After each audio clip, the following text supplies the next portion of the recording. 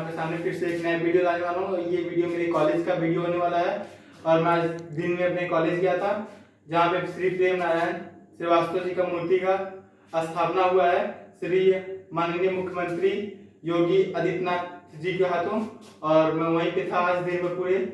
और आज मैं अपना वीडियो लाने वाला हूँ आपके सामने, वो वहीं का होने वाला है। तो उम्मीद करता हूँ आपसे कि वो वीडियो आपको पसंद आएगा और माननीय मुख्यमंत्री जी जो संबोधन किए हमें वो आपको पूरी वीडियो में आपको मिल जाएगा। देखिए और एंजॉय करिए और मेरे चैनल को लाइक कमेंट शेयर भी कर दीजिएगा और सब्सक्राइब कर दीजिए। मैं वीडियो तो बहुत लोग देख रहे हैं लेकिन सब्सक्राइब कोई नहीं कर रहा है। बहुत कम ही लोग हैं जो सब्सक्राइब कर रहे हैं, तो मेरे वीडियो को सब्सक्राइब भी कर दीजिए।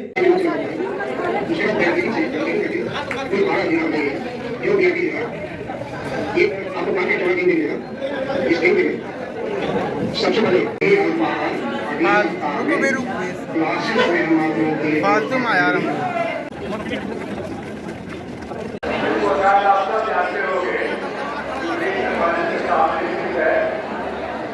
स्थापना में नारायण जी का योगदान था।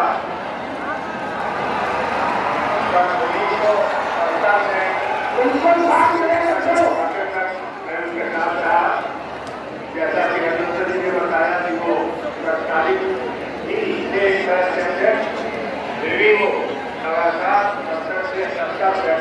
भाई मेरा ला देना, मेरा भी ला देना। क्या मुझे भी ला देना, मतलब वीडियो में रोटेट नहीं। वहाँ से कार्यकारी का गठन करने का तरीका बताया चल रहा है। प्रथम आओ का सिद्धांत लगाया जिसका कि आज की कोई दीवार नहीं है और कोई होता है। और ध्यान से बता दूं कि अपने कार्यक्रम में एक आवर्जन हो गया था और उनकी के साथ करनाली कर रहा हूँ, लेकिन सभी करनाली मुझे गलत हुआ।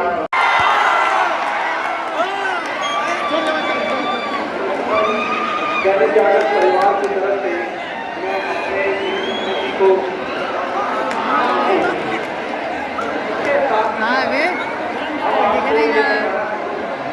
अभी बैठ जाइए, आपको पूरा बताया जाएगा।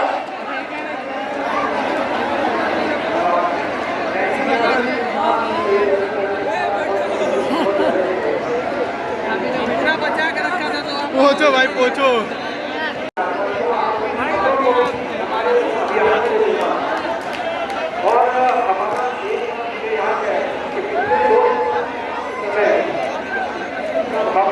पुराने उस समय के जो जिलाधिकारी महोदय थे उन्होंने जागरूकता अभियान का निर्धारित करी थी।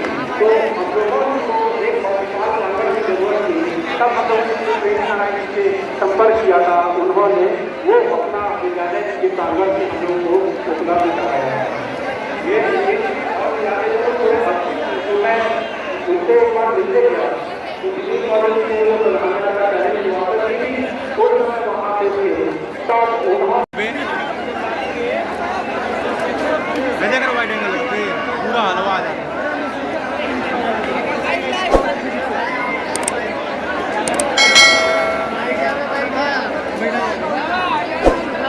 बैठो भी।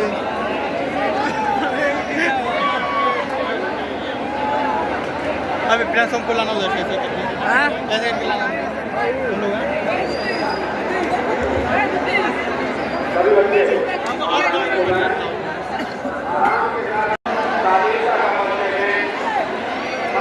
बैठना हो यार।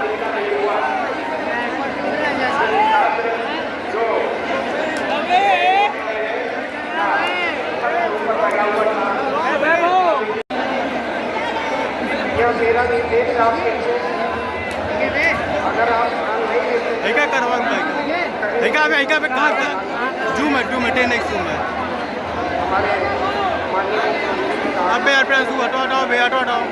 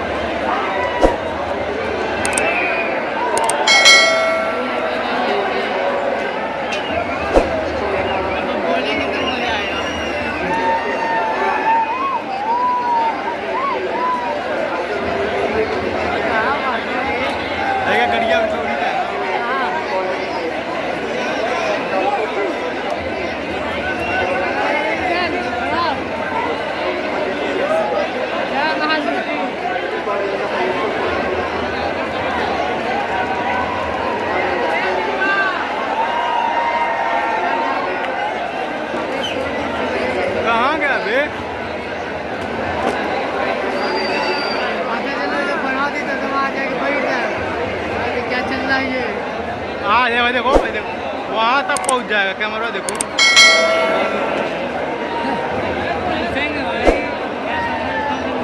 फाड़ देगा भाई, स्क्रीनों पे तो साफ रिकॉर्ड हो रहा है, देखो भाई।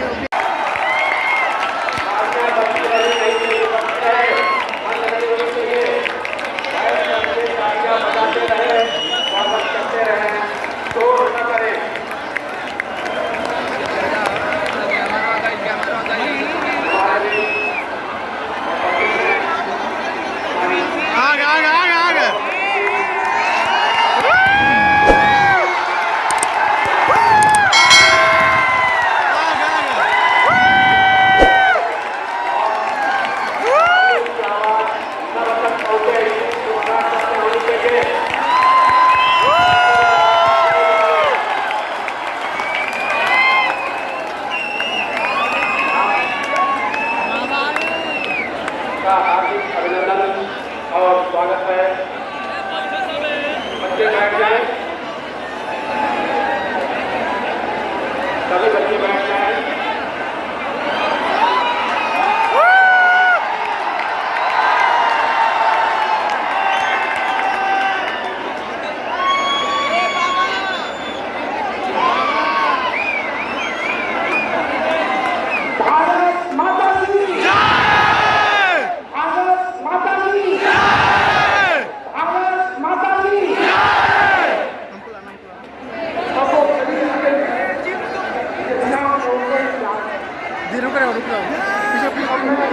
हमारे मार्गदर्शक और हमारे संस्थापक इन्होंने परिसर ध्यान देकर गोरखपुर हाई स्कूल बनाया था, उनके चित्र पर माल्यार्पण करें। मैं करूँगा अपने उपाध्यक्ष जी और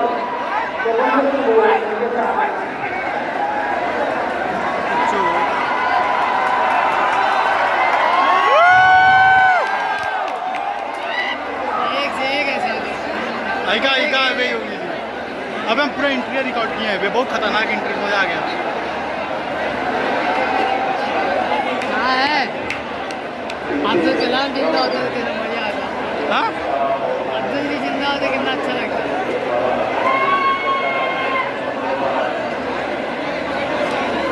अबे पूरा दिख रहा है।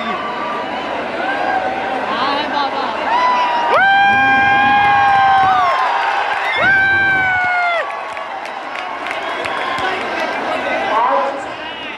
देखो प्रांशु, जो सनातन सबसे पवित्र पौधा माना जाता है, पद्म पुराण, ब्रह्म वैवर्त पुराण, स्कंद पुराण, गरुड़ पुराण, ये तुलसी का आदर्शपूर्ण प्रदेश है। तुलसी वृक्ष के बिना कोई भी धार्मिक अनुष्ठान संपन्न नहीं होता है। आज महाराज जी उस पौधे से जल लेकर अभिषेक किया जो राज्य ही ऑक्सीजन और ऑक्सीजन से भरपूर। हमारे विद्यालय के तरफ से समाज को और हमें प्रकृति का सम्मान, पर्यावरण का सम्मान करना है। 8 से ऊपर हो गया। अब मैं पोस्ट करूंगा।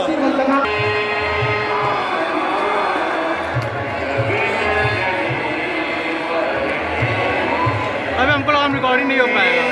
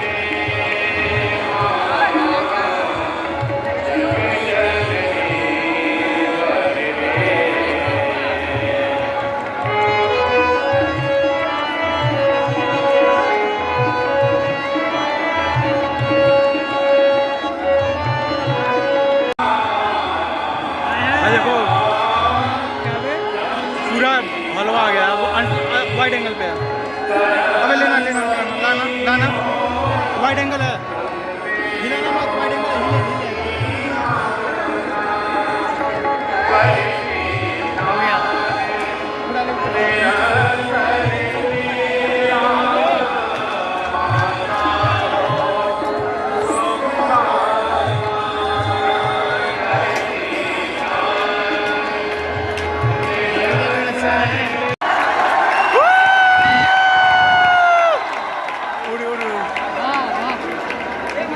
हिले देखो आ गए, साफ आ गए।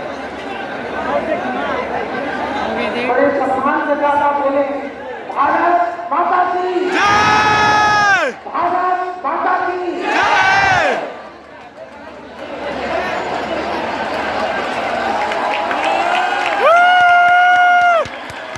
और इसमें उनको मैं आनंदित करूंगा रामनारायण का कन्वेंशन वाले समिति श्री रजनीश नारायण जी से जो वकील के नारायण जी के सबसे छोटे भाई हैं वो एक उच्च महाराज जी को विद्यालय परिवार की ओर से अर्पित करेंगे।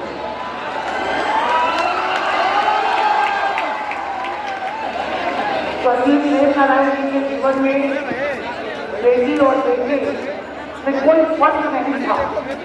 उन्होंने अपनी जो अंतिम वसीयत लिखी उसमें अपनी पूरी संपत्ति अपने 5 दो पुत्रों और 3 पुत्रियों में वितरित बराबर की। ये बहुत बड़ा ज्ञान उन्होंने दिया। मैं अनुरोध करूंगा उनकी सबसे छोटी बेटी ममता नारायण जी से एक पुष्प महाराज जी को अर्पित करें।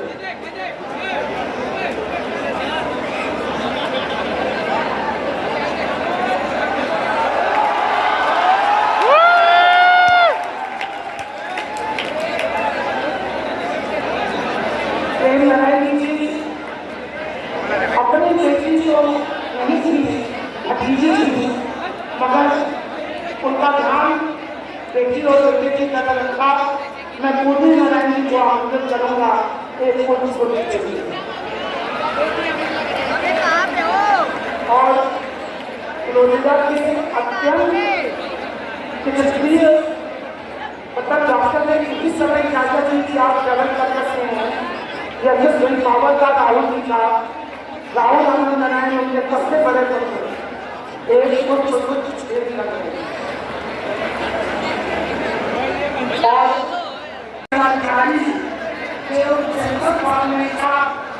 नाम किया था 1914 में और संकट तैयार हुआ और उसका था विद्यालय में 2010 में हर वर्ष बगैर किसी शासन के या किसी निधि के हम लोगों ने बच्चों के सहयोग से धीरे धीरे पैसा इकट्ठा किया और 2020 में हमने इसके निर्माण का कार्य प्रारंभ किया और जब आज पूरी तरह से सक्रिय है और इस हाल में एक वार्षिक का कार्य हमारी समझनी है। कांग्रेस जो परिवार जो महाराज जी के आशीर्वाद से 2018 में इस चालक के यूपी में पुरस्कृत हुई थी। महाराज जी ने उनके भाग्य में भी मदद किया जो वर्तमान में सबको जर्मनी में यूरोप में बाजार के विचार में लगी हुई है उनके द्वारा ये पूरे आपका स्कॉलरशिप किया गया है। अब इसमें पूरी तरह सुरक्षित है। बहुत सारे जीवन बना हुआ है और अब अगले 100 वर्षों के लिए समाज को आत्मा अगला जो महात्मा महाराज जी वरिष्ठ नागरिक क्या अनुभव महाराज जी यहीं से क्या रुको बे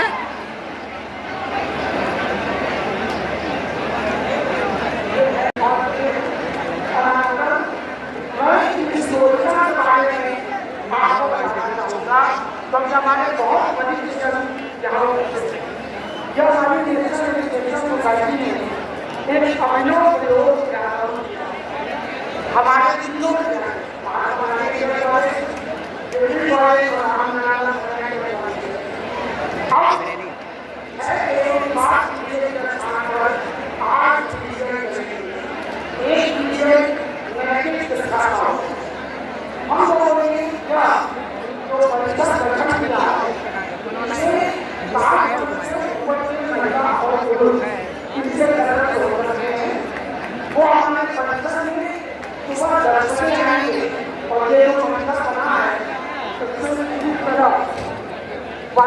स्कूलन है, पुस्तकालय है, एक दो चीजें हैं, उनके अभिनंदन को ये सभी शिक्षक याद आ रहे हैं मुझे, उन्होंने विजय कुमार श्रीवास्तव जी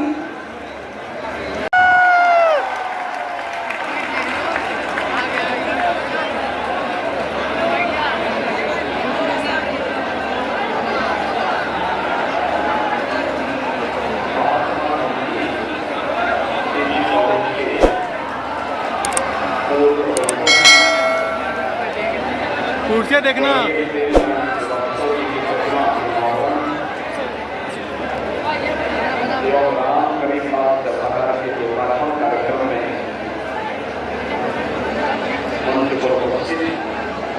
कौन और है रे योगी?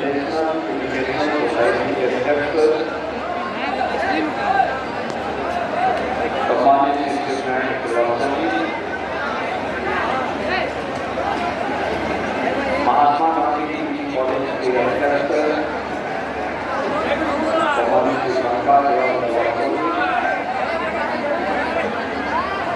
रामनारायण कॉलेज के अध्यक्ष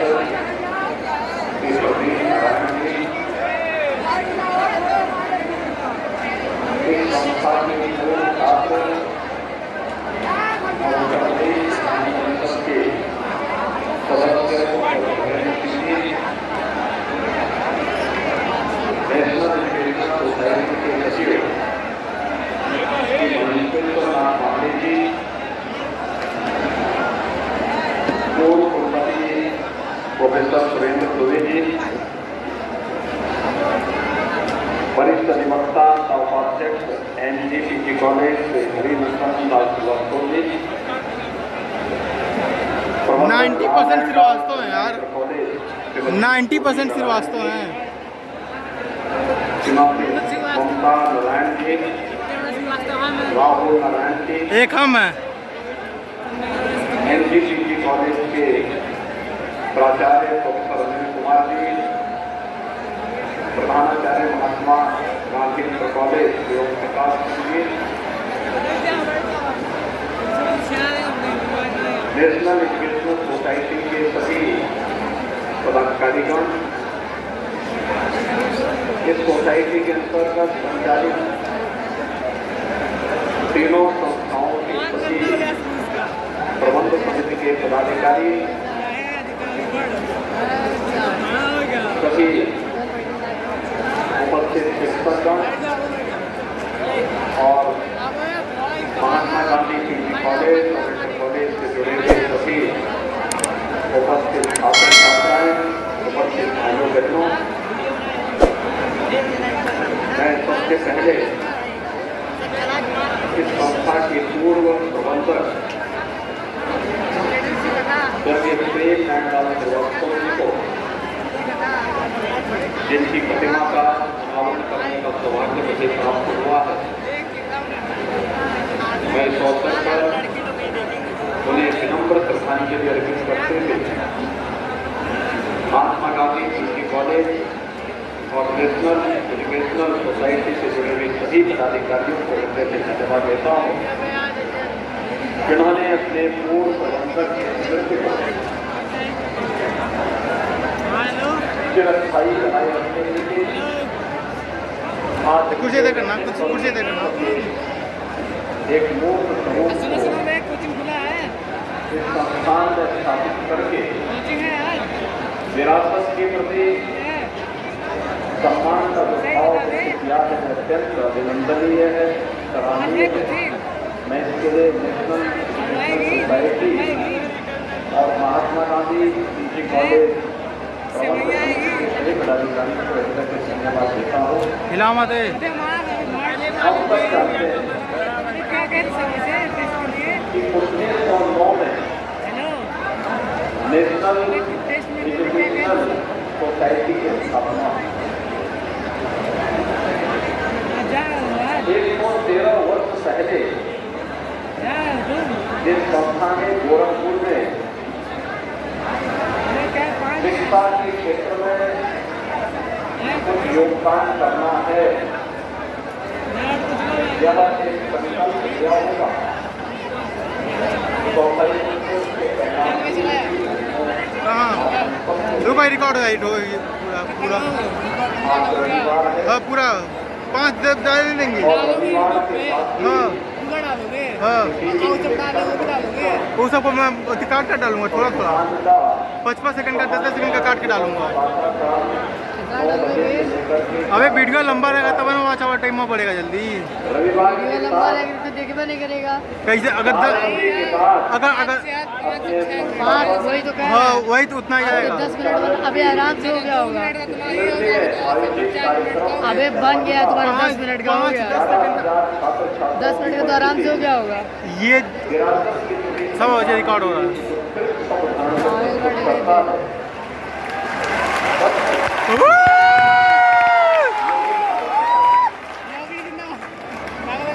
योगी जिंदाबाद।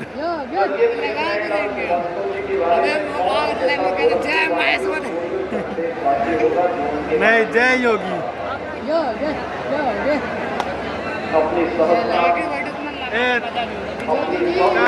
रिकॉर्ड करियाते चलो आगे में खड़े हो जा रहे हैं सब यार।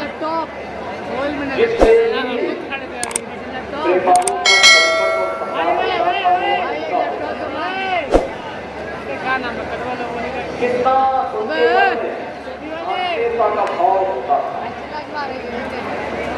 और यही कारण रहा है कि महात्मा गांधी इंटर कॉलेज रहा हो या डिग्री कॉलेज इंटर कॉलेज बालिका इंटर कॉलेज हो प्रोवाइड करवाएगा। यहाँ पर अधिवक्ताओं के बीच में कार्य करते हुए अंतिम फायदा व्यक्ति को न्याय दिलाने के लिए किए गए उनके प्रयास। अबे निशान तो सामाजिक और सांस्कृतिक के साथ उनका जुड़ाव भाई को सब्सक्राइब करिए। एक अलग ही व्यक्तित्व सके प्रेम बाबू का चैनल बेकार लगे तो डिलीट कर दीजिए। आज हमारे बीच यहाँ पर मत यार आवाज ही नहीं हटाऊंगा। लेकिन उनका सहृदय का पूर्ण व्यवहार अपना हैंकी सारा आत्मनिर्भर जो व्यवहार था बलिदान वह आज भी हर व्यक्ति को प्रेरित करता है एक नई दिशा में। पागल हो गया हमको महात्मा गांधी जिनकी कॉलेज की उन्नति यहाँ पे सोसाइटी की प्रगति के पीछे भी स्वर्गीय प्रेम बाबू का वह परिश्रम और पुरुषार्थ था कि जिसके पास भी ले गए सहजता के साथ उसे अपना और देखते ही देखते यहाँ उत्तर प्रदेश का बन करके कमेंट योगी योगी। यह संस्थान कार्य कर रहा है। जो गोरखपुर से है योगी योगी कमेंट में लिख दे। गोरखपुर महाराजगंज से जो भी है योगी योगी लिखिए। सबसे बड़े महात्मा गांधी इंटर कॉलेज में योगी जी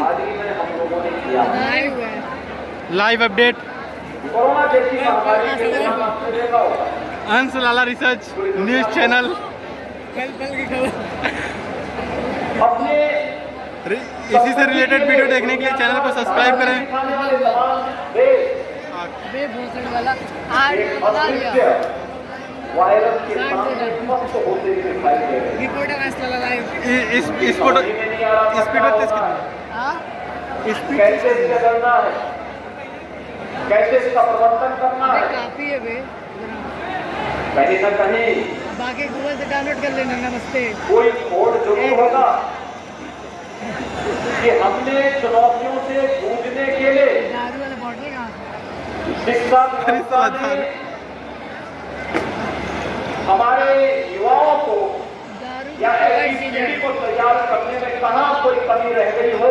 लैपटॉप में अरे हीरो कोरोना मत के सामने दुनिया मुक्त थी, लेकिन दुनिया के सामने भारत अपने आप में उदाहरण ही प्रस्तुत कर रहा था। जय श्री राम जय श्री राम।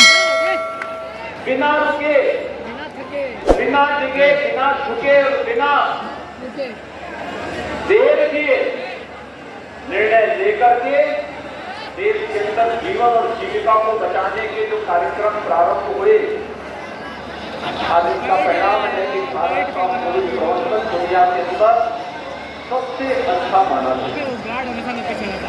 हर व्यक्ति ने स्वीकार किया कि जीवन और जीविका दोनों को बचाने के लिए क्या प्रयास होने चाहिए। हम पूर्वी उत्तर प्रदेश में रहते हैं। इस संस्थान में ज्यादातर छात्र छात्राएं गोरखपुर महानगर, जनता, गोरखपुर कमिश्नरी, बस्ती कमिश्नरी और आसपास के जनपदों के ही यहाँ पर अध्ययन कर रहे हैं। और हम सब जानते हैं कि पूर्वी उत्तर प्रदेश के ये सभी जनपद कभी इंसेफ्लाइटिस जैसी महामारी की चपेट में 1 से 15-16 वर्ष तक के आयु तक के बच्चे प्रतिवर्ष इस बीमारी की चपेट में आते थे और समय काल कल्पित होते थे। और उसके उपरांत केवल समाचार पत्रों की सुर्खियों पर ये सभी समाचार सीमित रह जाते हैं।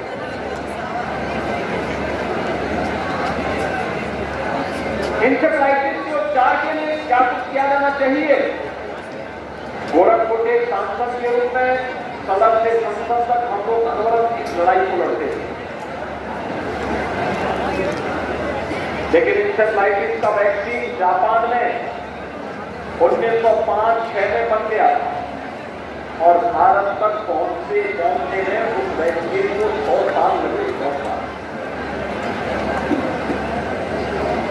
कोरोना महामारी में आपने देखा होगा कि कोरोना महामारी में महामारी आने के 9 महीने के अंदर एक नहीं 2 वैक्सीन भारत के नागरिकों के लिए प्रधानमंत्री मोदी जी ने भारत के नागरिकों को उपलब्ध करवाया। जय मोदी, जय श्री राम।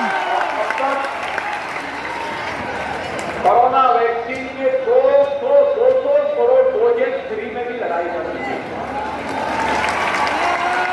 यानी यहां सरकारों की इच्छा शक्ति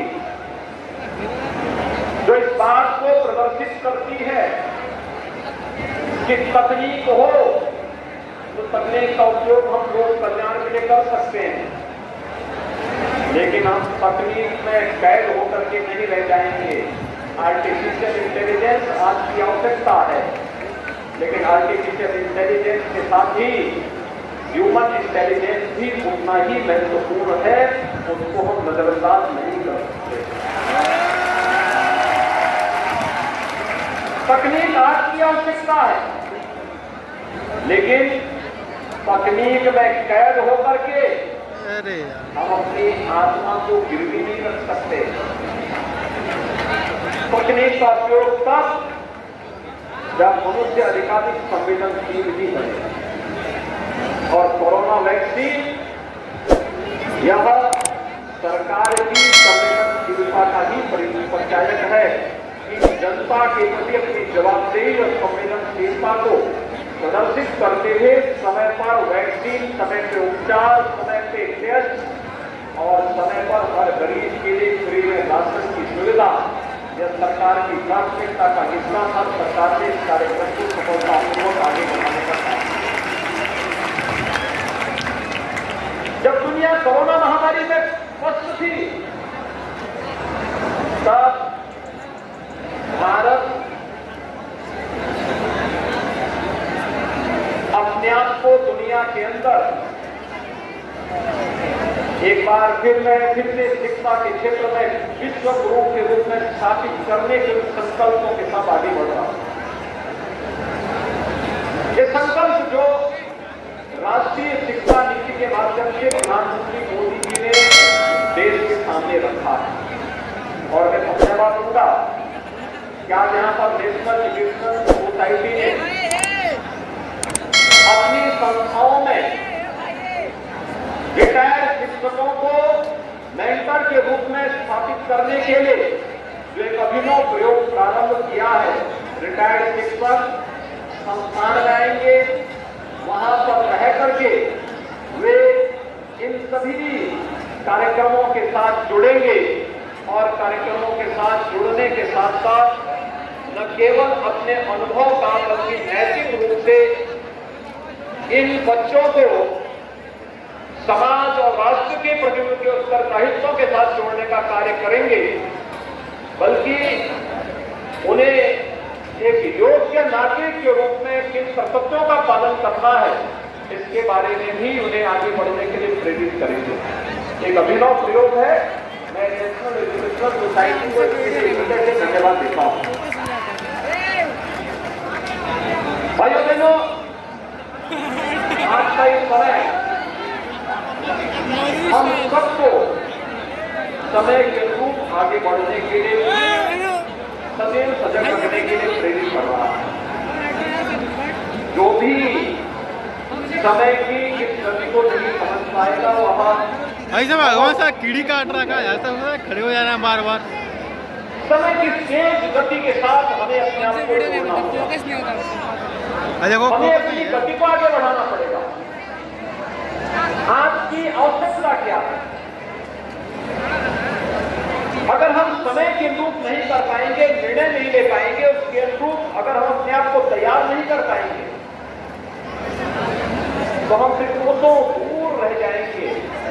हमसे समाज कई आगे निकल जाएगा और प्रतिस्पर्धा में अगर पिछड़ने का मतलब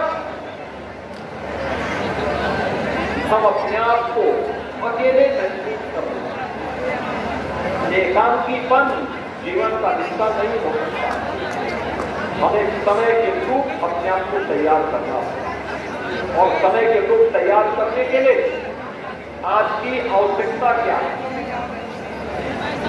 सरकार ने इस संबंध में बहुत सारे निर्णय लिए और मैं अक्सर जब किसी शिक्षण संस्थान में जाता हूं कुछ मुद्दों पर जरूर बात करता हूं। एक, आखिर हमारी शिक्षण प्रशिक्षण संस्थाएं समाज से और सरकार की नीतियों से निरपेक्ष क्यों हो गई? जिस समाज ने हमें जीने के लिए उचित माहौल दिया है, क्या उस समाज के प्रति हमारा कोई दायित्व नहीं है? और व्यक्तिगत दायित्व। हमारे निर्माण में केवल मेरी व्यक्तिगत मेहनत ही या मेरे परिवार की मेहनत ही सहायक नहीं है। इसमें पूरे समाज का कंट्रीब्यूशन है, हर एक का योगदान है, तब एक व्यक्तित्व का निर्माण होता है और फिर वह लोक कल्याण और राष्ट्र कल्याण के लिए अपने आप को समर्पित कर पाता है। समाज के प्रति उत्तरदायित्वों को समझने का प्रयास एक छात्र जब आगे बढ़ता है, योग्य नागरिक के रूप में अपनी उपस्थिति दर्ज करने के लिए आगे बढ़ता है, उनके माता पिता उनके शिक्षक का योगदान होगा, लेकिन समाज का भी उस पर एक ऋण है। उस ऋण से वो अपने आप को अलग नहीं कर सकता और इसलिए समाज के प्रति अपने उत्तरदायित्वों को समझना।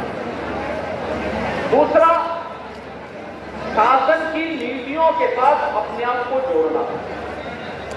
शासन की नीतियों के साथ कि केंद्र और राज्य सरकार ने कौन से ऐसे कार्यक्रम युवाओं के लिए दिए हैं, समाज के अलग अलग तबके के लिए कौन कौन से ऐसे प्रोग्राम हैं जिनको लागू करने से किसी व्यक्ति का, किसी परिवार का और समाज के जीवन में व्यापक परिवर्तन का हम कारण बन सकते हैं। युवाओं के लिए अगर हम देखें, ढेर सारे ऐसे कार्यक्रम हैं जिन कार्यक्रमों के माध्यम से हर एक छात्र अपनी रुचि के अनुरूप कार्यक्रम को तय कर सकता है और अपने आप को, अपने व्यक्तित्व को उसके रूप ढाल करके अपने आर्थिक स्वावलंबन का आधार भी तैयार कर, स्वयं तैयार कर सकता है। प्रधानमंत्री स्टार्टअप की योजना हो या प्रधानमंत्री स्टार्टअप की योजना, प्रधानमंत्री मुद्रा योजना हो या प्रधानमंत्री डिजिटल योजना, उत्तर प्रदेश के अंदर मुख्यमंत्री कन्या सुमंगला योजना हो या फिर प्रदेश के अंदर वन डिस्ट्रिक्ट वन प्रोडक्ट की अभिनव योजना, विश्वकर्मा श्रम सम्मान की योजना हो या तमाम वन डिस्ट्रिक्ट वन योजना बहुत मस्त नहीं है, बहुत शानदार है, पता नहीं है बहुत शानदार है। देखना वन डिस्ट्रिक्ट एक रोजगार। मुख्यमंत्री अभ्युदय की योजना, स्वामी विवेकानंद तकनीकी सशक्तिकरण की योजना और भी अन्य अनेक योजनाएं, जिन योजनाओं की जानकारी हर छात्र छात्रा के पास अगर रहेगी तो वह अपने आप को, अगर कहीं उसे लगता है कि उसे स्वयं अपने पैरों पर आर्थिक रूप से खड़ा होकर के स्वावलंबन की ओर अग्रसर होना है, तो ये सभी योजनाएं उसके लिए अत्यंत सहायक हो सकती है। लेकिन अक्सर होता क्या कि हमारी शिक्षण प्रशिक्षण संस्थाएं इन सबसे अपने आप को दूर कर देती है और अंततः वह छात्र छात्रा उससे वंचित रह जाता है। अपनी डिग्री लेने के बाद वो भटकता है, मुझे अब क्या करना है। ये प्रशिक्षण हमें उसकी डिग्री, डिप्लोमा या सर्टिफिकेट के दौरान ही उपलब्ध कराना पड़ेगा और राष्ट्रीय शिक्षा नीति इसके लिए आपको उचित मंच प्रदान कर रहा है। एक साथ आपको सुविधा होगी कि आप अपनी शिक्षा के साथ साथ स्वरोजगार के लिए भी उस प्रकार के मंच को उपलब्ध करा सकते हैं और उस प्रकार का रास्ता चिन्हित कर सकते हैं जिसमें माँ बाप के ऊपर ही आश्रित होने की बजाय हर छात्र और छात्रा स्वयं में अपने आप को सक्षम और तकनीक से युक्त भी बना सकता है। सरकार ने इसी से अपने कार्यक्रम को आगे बढ़ाया, अभ्युदय कोचिंग की सुविधा। मुझे याद है कोरोना काल में जब उत्तर प्रदेश के हजारों युवा अन्य प्रदेशों में फंस गए, कोचिंग लेने के लिए गए, यहाँ लॉकडाउन की घोषणा हो गई। अब परिवार में इस बात की चिंता हो गई कि वो बच्चे आएंगे कैसे। मैंने संबंधित राज्य सरकारों से बातचीत की, वे तैयार नहीं थे।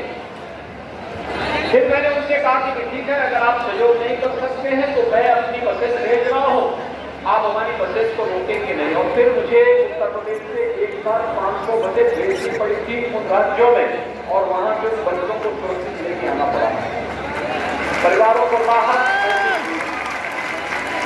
लेकिन एक चैलेंज हम सबके सामने था कि बच्चे कोई नीट की तैयारी करने के लिए गया है, कोई IIT JEE की तैयारी करने के लिए गया है, कोई MBA की तैयारी के लिए वहां कोचिंग ले रहा था, कोई राज्य के PCS की सर्विस के लिए और कोई UPSC की सर्विस के लिए वहां पर अपनी तैयारी करने के लिए गया था। अलग अलग क्षेत्र में कोई बैंकिंग PO के लिए गया था। इस सुविधा को हम उत्तर प्रदेश के अंदर उपलब्ध करवा दें और इसमें कोरोना जैसी महामारी के दौरान भी हम इसको उपलब्ध करवाएंगे।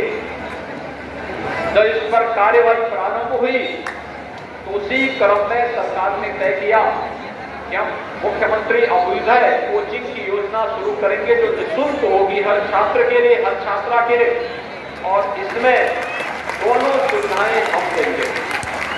एक, कोचिंग के साथ जुड़ेंगे वे लोग जिन्होंने स्वयं इस फील्ड में सफलता प्राप्त की, और दूसरा, इस फील्ड में सफलता प्राप्त करने के साथ ही इसे हम फिजिकली भी देंगे और वर्चुअली भी व्यवस्था देंगे। आज आप देख रहे होंगे लाखों युवा उत्तर प्रदेश की अभ्युदय कोचिंग की सुविधा के साथ जुड़े हुए हैं और जो आर्थिक रूप से कमजोर बच्चे हैं उन्हें हम लोग प्रदेश के अंदर टैबलेट भी उपलब्ध करवाने का कार्य कर रहे हैं।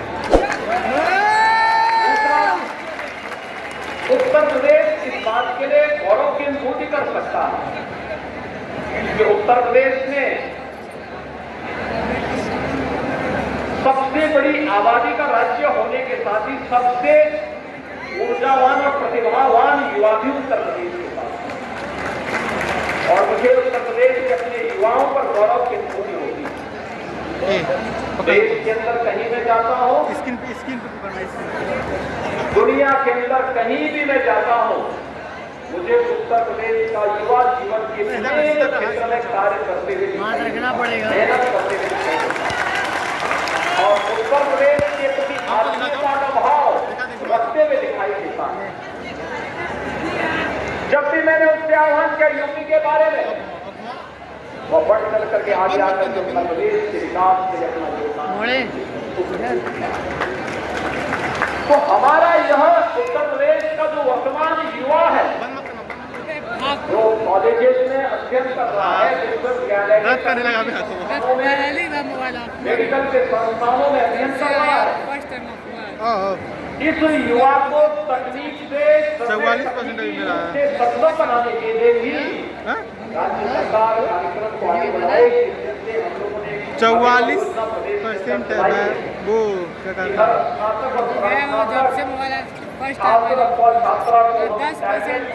स्मार्टफोन की सुविधा से यूज करेंगे और इसमें अब तक हम 15 लाख युवाओं को इस सुविधा दे चुके हैं। आगामी 5 वर्ष में 2 करोड़ युवाओं को इस सुविधा से जोड़ने के कार्यक्रम के साथ सरकार वर्तमान में कार्य कर रही है। इंफोसिस जैसी संस्थाओं को हमने इसके साथ जोड़ा है जो प्रोग्राम दें। आप एक साथ अपने कॉलेज में बैठ करके, अपने घर में बैठ करके दुनिया के किसी भी लाइब्रेरी में किसी भी विषय से संबंधित कौन सा पाठ्यक्रम वहां पे संचालित हो रहा है इसको देख सकते हैं और उससे अपना ज्ञानार्जन भी कर सकते हैं। ये सुविधा राज्य सरकार आपको उपलब्ध करवाने के कार्यक्रम के साथ जोड़ने जा रही है और ये कार्यक्रम तेजी के साथ आगे बढ़ रहा है। मैं अपने सभी युवाओं से कहना चाहूंगा, सब समय के अनुरूप अपने आप को तैयार करें और ये हमारा सौभाग्य है कि महात्मा गांधी पीजी कॉलेज की स्थापना हुई थी 1969 में, जब ये देश राष्ट्रपिता महात्मा गांधी जी की जन्म शताब्दी महोत्सव को बड़े हर्षोल्लास के साथ आयोजित कर रहा था। 1969 और 1969 में महात्मा गांधी पीजी कॉलेज की स्थापना हुई। महात्मा गांधी पीजी कॉलेज गोरखपुर का एक प्रतिष्ठित पीजी कॉलेज बना, जिसने साइंस बैकग्राउंड के लिए एक मजबूत आधारशिला यहां पर बनी और देखते ही देखते यहां से हजारों की संख्या में अच्छे साइंस ग्रेजुएट, साइंस स्नातक यहां से गए और देश और दुनिया के अंदर उन्होंने विभिन्न क्षेत्रों में अपनी सेवाओं के माध्यम से न केवल कॉलेज को बल्कि गोरखपुर और उत्तर प्रदेश को भी एक प्रतिष्ठा दिलाने में अपना योगदान दिया। और यह वर्ष हम सबके लिए सौभाग्यशाली है कि देश अपनी आजादी का अमृत महोत्सव मना रहा है। आजादी के अमृत महोत्सव के मुख्य पर्व पर 15 अगस्त 2022 को प्रधानमंत्री मोदी जी ने लाल किले की प्राचीर से राष्ट्र को अपने संबोधन में देश के नागरिकों का आह्वान किया। आह्वान इस बात को लेकर करते हुए उन्होंने पंचप्रण के साथ देश को जोड़ने के लिए कहा। ये पंचप्रण हमारे संकल्प के हिस्से होने चाहिए। ये पंचप्रण इस बात को लेकर के कि जब देश अपनी आजादी का शताब्दी वर्ष मना रहा होगा उस समय हमें कैसा भारत चाहिए, कैसा भारत चाहिए, एक सक्षम और समर्थ भारत चाहिए। दुनिया के अंदर आर्थिक महाशक्ति के रूप में उभरा हुआ भारत चाहिए। एक ऐसा भारत चाहिए जो दुनिया को नेतृत्व देते हुए दिखाई देना चाहिए, जो दुनिया के पीछे भागने वाला नहीं, जिसके पीछे दुनिया भागती हुई दिखाई दे।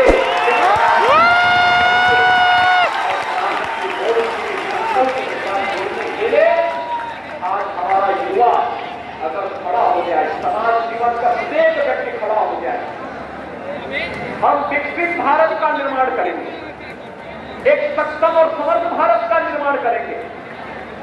ये केवल सरकार का दायित्व नहीं, हर भारतवासी की जिम्मेदारी बनती है। अपने अपने क्षेत्र में अपने अपने कर्तव्यों का पालन करना ही हमारा राष्ट्रीय कर्तव्य है और दिशा में हमारा प्रयास अगर आगे बढ़ता है तो ये नए भारत की नई तस्वीर हम सबके सामने प्रस्तुत करता है। हमें अपनी विरासत पर गौरव की अनुभूति होनी चाहिए। राम गरीबलाल जी ने 1909 में 12-15 एकड़ लैंड गोरखपुर महानगर के बीच में थी, तब नेशनल एजुकेशनल सोसाइटी की स्थापना होती है। 1909, कल्पना करिए, देश गुलामी की बेड़ियों से टकरा हुआ था, आजादी की सुगबुगाहट चल रही थी। वर्षों में नेशनल एजुकेशनल सोसाइटी की स्थापना होती है। उसके 12-13 वर्ष के बाद 1922 में चोरी चोरा की ऐतिहासिक घटना घटित होती है। 1942 में डोहरिया की घटना घटित होती है और 1947 में देश आजाद होता है। आप देख सकते हैं घटना कैसे जुड़ती है। शिक्षा उस समय के महापुरुषों के लिए कितना महत्वपूर्ण था। वे जानते थे किसी भी सशक्त और समर्थ राष्ट्र की आधारशिला है शिक्षा, उसके सर्वांगीण विकास की नींव है शिक्षा। शिक्षा के बगैर हम कुछ नहीं कर सकते और उस दृष्टि से सक्षम बनाने के लिए गोरखपुर और आसपास के सभी छात्र छात्राओं को यहाँ पर उत्तम शिक्षा प्राप्त हो सके, नेशनल एजुकेशनल सोसाइटी की स्थापना हुई। और नेशनल एजुकेशनल सोसाइटी विगत 113 वर्षों से निरंतर अपने संस्थापकों के मार्गदर्शन में, अपने संचालकों के मार्गदर्शन और नेतृत्व में आज जीवन के शिक्षा के प्रत्येक क्षेत्र में एक नई प्रतिष्ठा के साथ आगे बढ़ रहा है। आज यहाँ पर न केवल अपने संस्थापक स्वर्गीय राम गरीबलाल जी की स्मृति को तरोताजा बनाए रखने के लिए एक नए 73 को जब राष्ट्रीय शिक्षा नीति घोषित होती है तो उस महापुरुष के नाम पर एक केंद्र यहाँ पर संचालित होने लगता है। और साथ साथ जिन्होंने 50 वर्षों तक इस संस्थान को नेतृत्व, एक यशस्वी नेतृत्व दिया, एक नई ऊंचाइयां दी। स्वर्गीय प्रेम बाबू की मूर्ति की स्थापना का कार्यक्रम, भूख हमको भी लगा है यार। उनकी स्मृतियों को तरोताजा करते हुए खत्म हो जाए बात। को एक नई ऊंचाई तक पहुंचाने का कोई संदेह नहीं। अभी निकल जाएंगे, टाइम बताएं। अवसर पर यहाँ पर नेशनल एजुकेशनल सोसाइटी ने जो प्रस्ताव मेरे सामने रखे हैं, इस प्रस्ताव मुझे दे देंगे तो हम उस पर अवश्य कार्रवाई करेंगे। मैं आज के अवसर पर एक बार फिर से स्वर्गीय प्रेम बाबू की स्मृतियों को नमन करते थे। उन्होंने जीवन के प्रत्येक क्षेत्र में एक शिक्षा भी होते हुए, आप सोचिए प्रेम बाबू 91 वर्ष की आयु थी। अपने समय में उन्होंने MSc LLB की।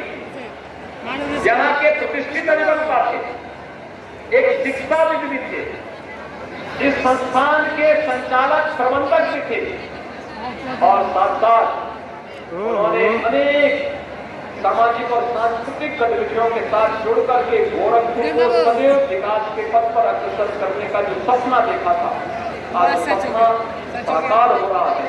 मैं इस अवसर पर उस महामानव को विनम्र श्रद्धांजलि अर्पित करते हुए महाविद्यालय परिवार राष्ट्रीय शिक्षा नीति को स्वीकार करते हुए राष्ट्र को योग्य और सक्षम नागरिक देने में सफल होगा, इस विश्वास के साथ आज के अवसर पर मैं महाविद्यालय परिवार को हृदय से बधाई देता हूं, अपनी शुभकामनाएं देता हूं।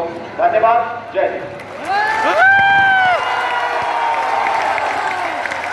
अपने स्थान से खड़े होकर हमारे यशस्वी मुख्यमंत्री का जोरदार करतल ध्वनि से सम्मान करें और देश ताली देनी चाहिए। बहुत बहुत धन्यवाद। आप सभी लोग बैठ जाएं अपने स्थान पे। और अब जैसा परम पूज्य महाराज जी ने कहा,